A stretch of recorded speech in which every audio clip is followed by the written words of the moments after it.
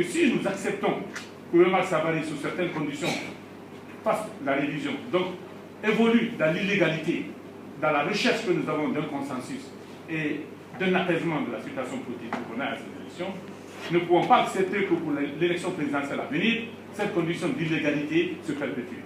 Nous avons donc exigé que dès après les législatives, qu'on revienne à la normalité en lançant un appel d'offres pour recruter, dans le cadre d'un appel à la concurrence internationale, sur la base d'un cahier de charge consensuel, un nouvel opérateur technique. Ça, c'était une autre conditionnalité.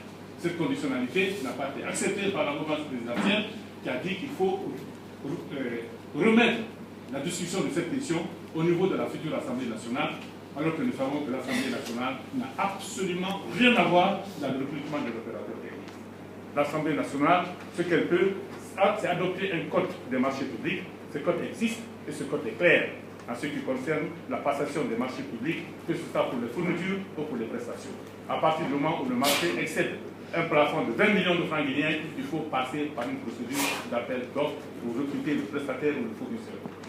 Donc l'Assemblée nationale, pour nous, n'a rien à voir dans le recrutement de l'opérateur technique. Donc il n'y a pas eu d'accord sur cette condition. Nous avons également demandé, toujours dans le cadre de nos conditionnalités, à ce qu'il y ait une nouvelle période de révision du fichier électoral.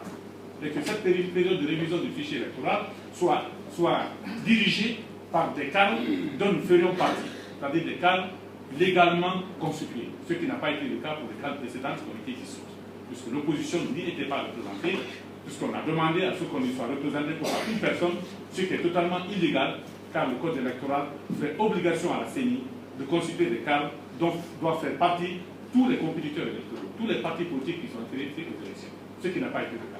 Donc nous avons exigé dans nos conditionnalités qu'on crée de nouvelles cadres en respectant les dispositions de la loi et que ces nouvelles cadres procèdent à une révision complémentaire pour permettre à nos électeurs, à nos sympathisants, à nos militants de se faire enrôler, puisque nous leur avons demandé de boycotter le précédent enrôlement à raison des raisons illégales dans lesquelles ils étaient organisés. Donc, c'est toutes ces conditions que nous avons réunies et que nous avons présentées avec, évidemment, un volet important qui est pour nous le plus important, c'est le volet social.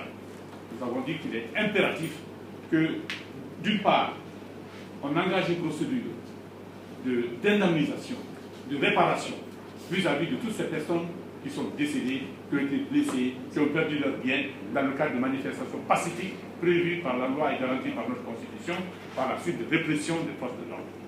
Nous avons demandé également que des procédures diligentes soient engagées pour traduire devant les tribunaux tous les responsables de ces actes de violence et de brutalité vis-à-vis des citoyens guinéens qui étaient dans l'exercice de leurs droits constitutionnels.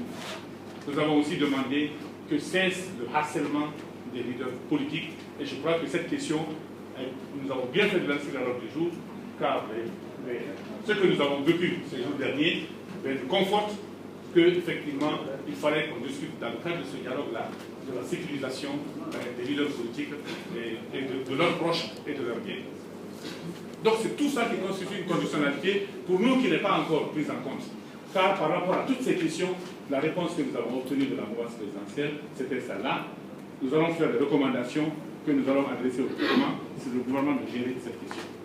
Certains ont été même jusqu'à dire au sein de la mouvance que le président de la République s'étant déclaré et a été d'ailleurs rendre visite à des personnes hospitalisées de suite de ces mouvements politiques et a décidé de mettre en place un pool de juges qui devraient se saisir de toutes ces questions, qu'il n'y avait pas lieu d'en faire même une recommandation au niveau du dialogue. Donc le dialogue, encore une fois, n'est pas terminé. Le dialogue a été suspendu parce que la CENI a demandé une période complémentaire pour évaluer la faisabilité et les délais de réalisation de l'opération de révision exceptionnelle que nous avons demandé pour adhérer au principe du fichier électoral de l'opérateur technique gouvernemental. Donc c'est pendant cette période d'attente qu'il y a eu des conclusions qui ont été distribuées aux deux parties par le facilitateur international. Ceci a laissé à penser, puisqu'on parlait de conclusions, que le dialogue était terminé, mais en fait le dialogue n'était pas terminé, c'était juste une revue à mi-parcours du facilitateur pour bien faire le point, pour qu'on sache très bien qu'est-ce qui fait l'objet d'accord et qu'est-ce qui reste encore en suspens. Et entre-temps, qu'est-ce qui se passe? La CENI, qui était censée nous proposer un petit chronogramme partiel, juste un programme concernant la révision supplémentaire que nous avons demandé, nous a sorti un chronogramme total, en prévoyant les élections législatives pour le 28 juillet. Nous avons dit que nous ne sommes pas d'accord sur ce chronogramme pour plusieurs raisons. D'abord parce que le dialogue politique n'est pas terminé. Le chronogramme électoral fait partie des 4 points inscrits pour ce dialogue. Donc la CENI seule ne peut pas imposer dans les conditions actuelles, puisque nous sommes dans un dialogue politique national. Nous sommes en train de rechercher un consensus pour un consensus politique national, ne peut pas imposer un chronogramme.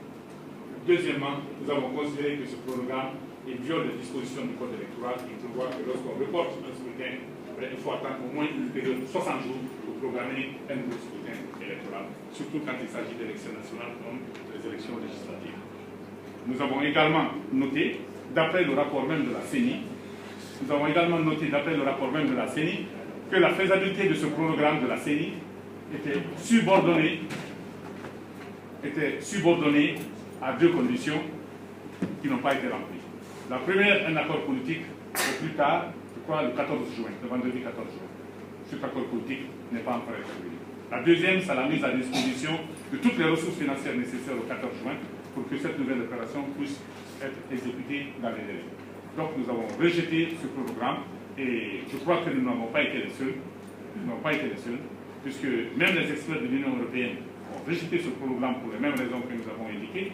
Et je crois que finalement, même la Cour suprême a été saisie pour une fois, elle a joué le jeu démocratique en refusant d'entériner ce programme, parce que comme d'habitude, la CENI, quand elle veut évoluer dans l'illégalité, elle veut couvrir cette illégalité d'un parlement légitime ou légal, qu'est-ce qu'elle fait? Elle va au niveau de la Cour suprême, elle demande des dérogations à des dispositions qui sont prévues par la loi, ce qui est totalement anormal. La Cour suprême a beau être au sommet du système judiciaire, elle appartient au système judiciaire. La Cour suprême ne peut pas modifier une disposition de la loi. Ceci n'est du ressort de l'Assemblée nationale et dans le contexte dans lequel nous vivons aujourd'hui de transition du rôle du Conseil national de la transition.